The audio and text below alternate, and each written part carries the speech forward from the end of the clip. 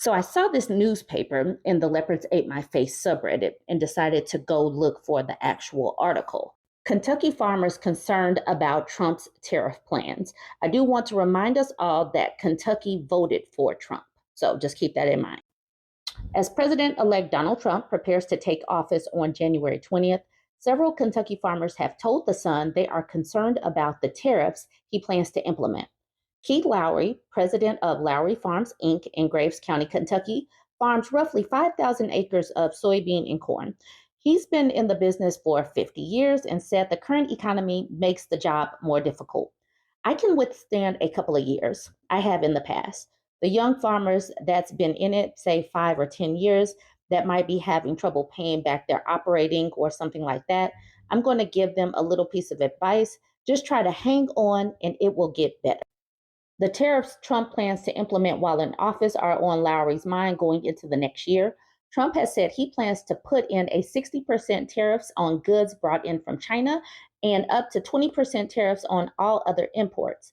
He is among several farmers who said they are concerned about the potential impact of those tariffs. According to the American Soybean Association, during the 2018 China United States trade war, the U.S. agriculture had more than 27 billion with a B dollars in losses, much of which were in the soybean industry. At this time, it is unclear what upcoming tariffs would target.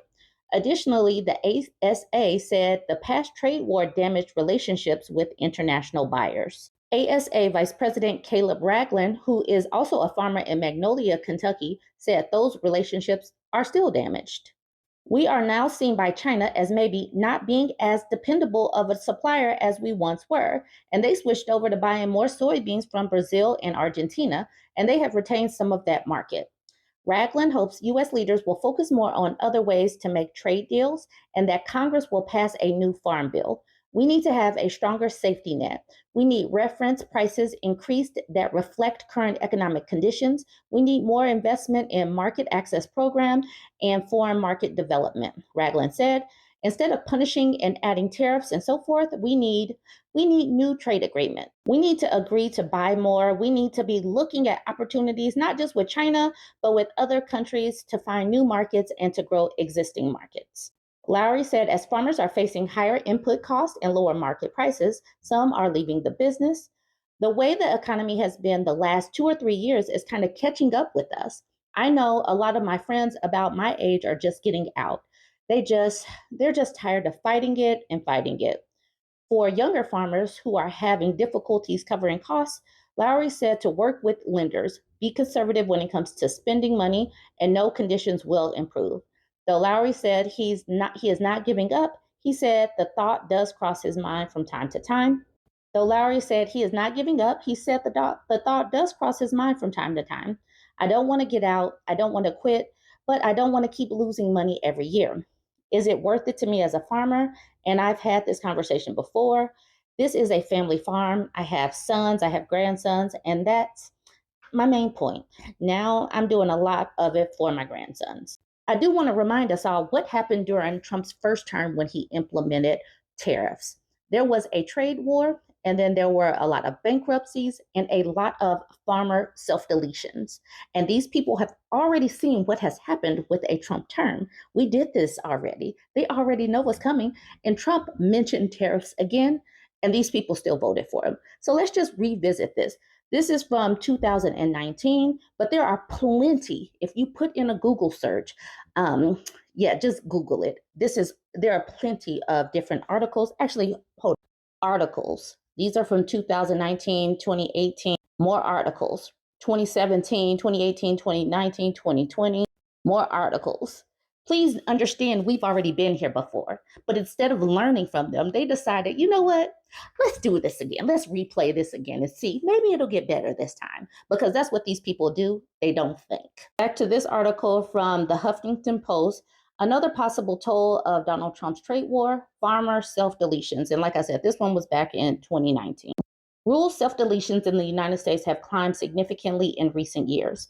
And farm leaders and mental health care providers say the financial toll of President Donald Trump's trade war could contribute to the tragedy. An official of the National Farmers Union warned earlier this year that financial stress included the added burden of disappearing markets in the trade war appear to be taking a toll on farmers' mental health. It's been insane. Patty Edelberg, vice president of the organization that represents some 200,000 families, she said on Fox in May, we have a lot more bankruptcies going on, a lot more farmer self-deletions. She said that the trade war with China could contribute to financial stress. We have more commodities, more grain sitting on the ground right now because we lost a huge export markets. We lost export markets that we've had for 30 years that we'll never get a chance to get back again. Now, like I said, they were saying this back in 2018 with this first trade war. So let's just repeat that again. These same people in these rural areas, these farmers still voted for this. So they're going to face these stresses again. And I don't know what to say. They like leopards eating their faces. So I've talked about the tariffs causing panic among farmers.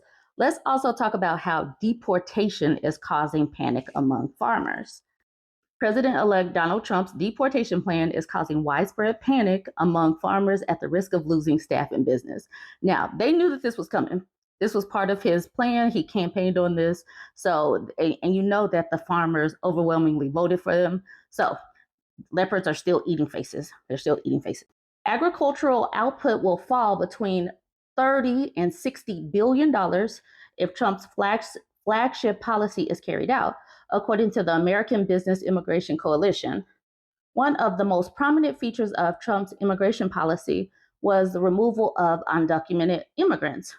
Trump advocated for the immediate deportation of individuals who were in the U.S. illegally, particularly those who had committed crimes. Restaurant owners and agricultural leaders are calling for a balanced approach that supports businesses and preserves the workforce that is critical to their survival. As the nation braces for massive policy changes, industries reliant on immigrant labor are urging policymakers to consider far-reaching consequences of mass deportations.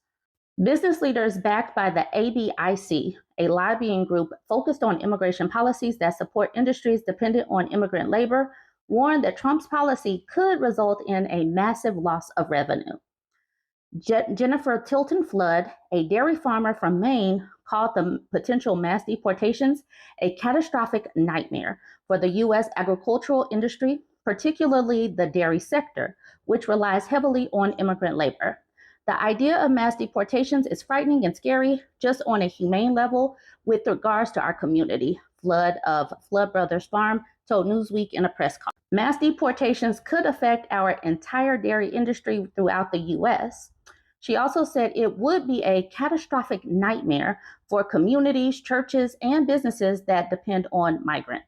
Speaking on behalf of farms like mine that are within the control of Customs and Border Protection due to our proximity to an international border, without due diligence, there's a great chance for families to be broken apart.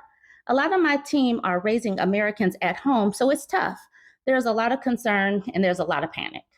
This one's wild too. Texas construction industry is sounding alarms as well. And this is wild because y'all know good and well, Texas went heavily for Trump. Clear signals President-elect Donald Trump plans to make good on his campaign pledge to deport millions of undocumented immigrants in his second term has sparked concerns among some in Texas's business and economic sectors who say mass deportations could upend some of the state's major industries that rely on undocumented labor, chief among them the booming construction industry. It would devastate our industry. We wouldn't finish our highways. We wouldn't finish our schools, said Stan Merrick, CEO of Merrick, a Houston-based commercial and residential construction giant. Housing would disappear. I think they'd lose half of their. Talk of a mass roundup comes as Texas is booming. Texas cities regularly appear on lists of the country's fastest growing communities, and construction cranes and workers donning safety vests are common sights in most major cities. That Texas relies on undocumented labor is one of the state's open secrets, despite Republicans' tough on immigration stances. In 2022, more than 500,000 immigrants worked in the construction industry, according to a report by the American Immigration Council and Texans for Economic Growth. Nearly 60% of that workforce was undocumented. The state needs to leverage both U.S.-born and immigrants and immigrant talents to fill construction jobs that power the Texas economy. So Texas voted for this. They voted for this. So when when the mass deportations happen and it cripples their own industries, they will have their own voters. They all have their own voters to thank for this. More leopards eating faces. But this is what they chose. So we're going to all watch how these industries crumble, and we're going to watch how this impacts our food, construction, farms, all of that. This is going to impact many, many industries. This is going to be felt by many of us far and wide.